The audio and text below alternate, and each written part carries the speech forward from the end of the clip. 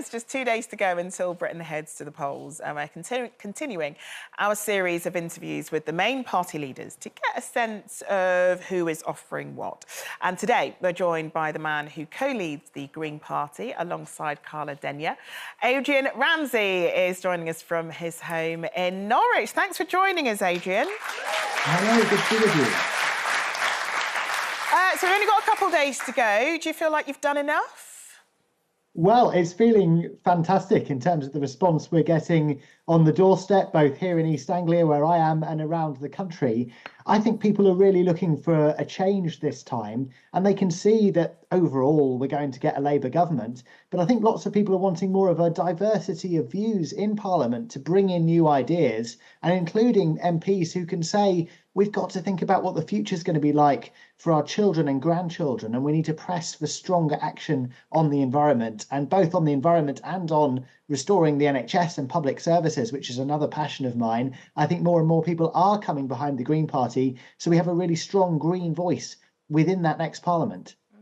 Right. Now, Adrian, I see you've got your glasses on today. Now, I'm kind of fascinated because during your campaign, you've had them off in lots of your leaflets.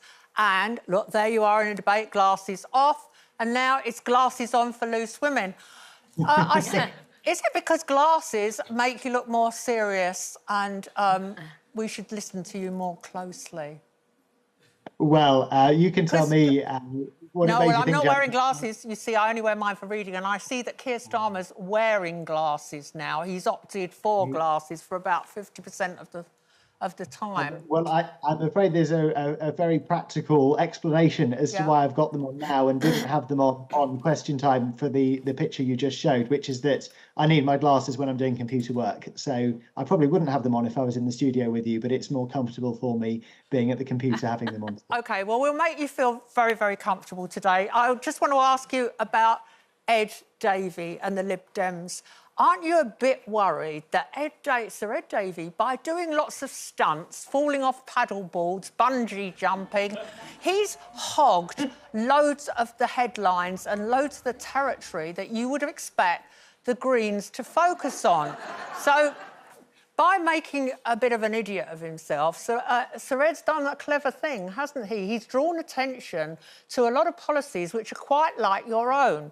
So, for instance, he's talked about a clean water authority. Now, how do you cope with that? When people go to the ballot box, aren't they going to say, well, the Greens, they're only a little party, they're not going to make much difference, but the Lib Dems in tactical voting could really have quite a block of MPs?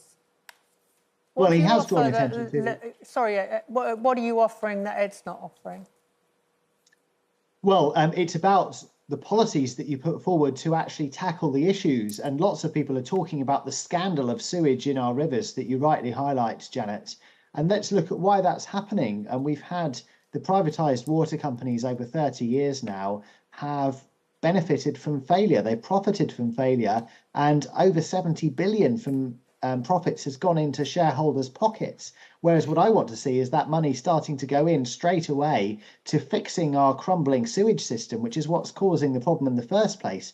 So that's why we're the only party saying we would bring the water companies back into public ownership so that the money is actually going into fixing the problem. And so I think you have to look at what the parties are promising in response to the issues they're raising, not just the headlines that some parties are good at grabbing, as you say. But also you talked about tactical voting, and yes, there's some seats in the country where the Lib Dems are saying that they're the strongest option, but it varies place to place. There's plenty of seats where the Green Party is the strongest option and where we're the main challenger to the main party, and where if people want to get a Green MP in, both to be a strong representative for their local area, but also so we have MPs in Parliament who will press for strong action on the environment and who'll put forward the funding that's needed if we're going to restore our NHS and social care system.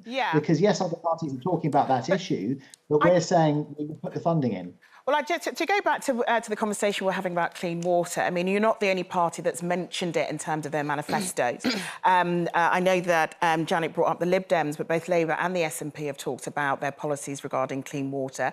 And Labour has said that they will put failing water companies under special measures in order to be able to clean it up. So it does feel like there are a lot of policies which would historically fall to you. I feel like a lot more of the parties are including some green elements within their manifestos. But, you know, in terms of cleaning up the environment, you were talking about that in terms of the cost of living crisis, weren't you? Yeah, I mean, we're trying to get people, obviously, to care more about the environment, but we're also living in a really, really cost of living crisis. So how can you make people start caring about the environment when they're struggling to live on a daily basis, really?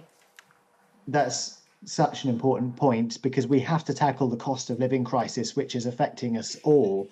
And let's look at the root causes of that, because we're all seeing our energy bills going up and up, our food bills going up and up, and we need to tackle why that's happening. So if we look at energy, for example, we have the leakiest homes in Europe here in the UK. When we have our heating on, it's going out of the doors and out of the windows and putting our bills up rather than working efficiently to keep our homes warm. So that's why we'd like to see a nationwide programme to support people to get their homes insulated and to benefit from renewable energy, which is the cheapest way to produce electricity. Equally, if we produce more of our food that we need in this country, if we're more resilient to international conflicts and international economic changes by supporting our farmers to produce more food in the UK, we can keep food bills down. So the Green Party is about tackling the root causes of the cost of living crisis. And if you take transport, for example, we have some of the highest rail fares in Europe in the UK. Those prices have gone up and up, and we need investment that's going to keep those prices down. So the things that are environmentally friendly can also be the cheaper option for people and help tackle the cost of living crisis, if we do it in the right way. Yeah, I mean, you sort of say that it could be cheaper for individuals, but I know that quite a few headlines have talked about the Green Party magic money tree. The money has to come from somewhere in order to be able to do that. And I think do you think that's made more difficult when you have you have people like Extinction Rebellion and Just Stop Oil sort of doing a lot of guerrilla tactics in order to be able to make people think more about the environment? You know, Stonehenge was sprayed, as you can see. A couple of days ago, you've had protesters who've been arrested because of plans, allegedly, to be able to interrupt planes this summer.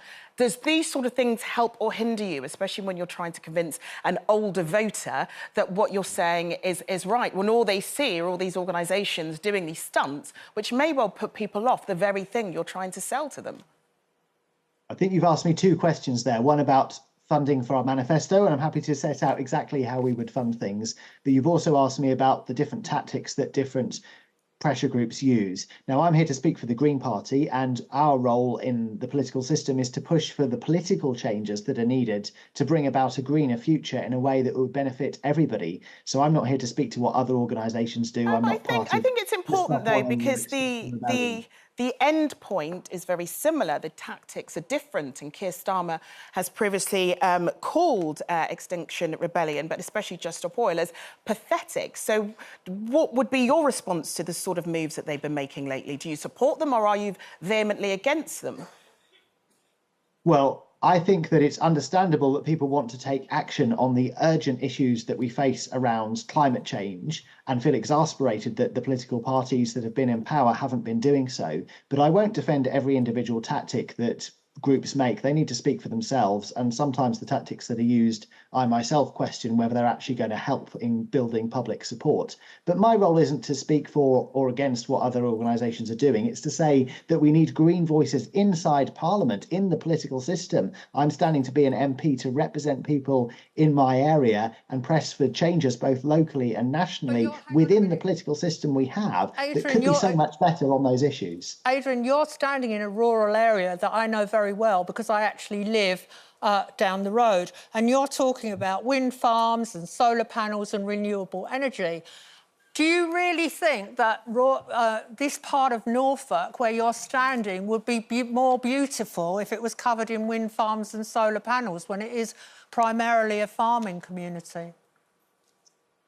Well, Janet, I'm glad you're nearby. We'll have to meet up for a coffee, and you'll have seen all of the, Anytime, Adrian. posters that there are on the streets in Norfolk and Suffolk, on the fields and in the market towns, because loads of people are supporting the Green Party. They want a greener future, including our policies to support farmers to produce more food locally, and we do need to protect higher grade agricultural land. And we also need to find ways to support renewable energy. And one of the main things people say to me is, why on earth do we have new buildings going up without having solar panels on them, without renewable heating systems? I'm sorry. That would make sense, surely. Well, we're going to have to wrap things up there, but just say that Janet is available to have coffee with all the candidates who are vying for the top jobs on Thursday. Adrian, thank you so much. Thank you. If anyone wants to have a look at the policies for all the candidates, all the leaders of the candidates, please do take a look at our website.